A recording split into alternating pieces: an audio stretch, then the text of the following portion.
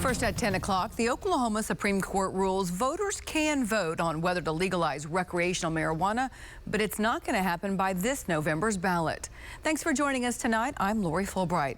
News on 6's Grant Stevens explains what caused the delay for State Question 820. Grant? Lori, recreational marijuana will have to wait a little longer. That could mean a couple months or a couple years, but it will be voted on.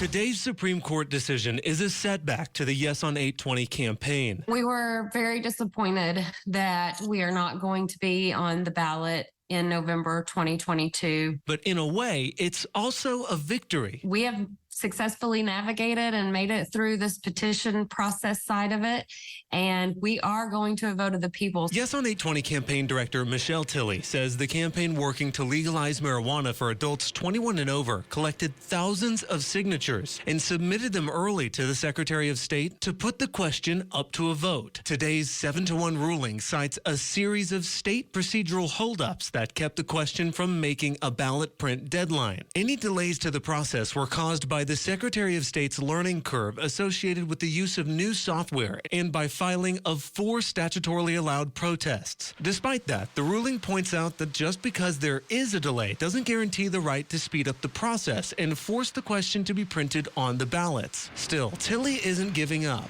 This is a huge victory for us. If you would have asked anyone 10 years ago, would we be voting on legalizing recreational marijuana in Oklahoma, I would have said you were crazy. But here we are. We are going to the ballot. People are going to vote on this. It is going to happen.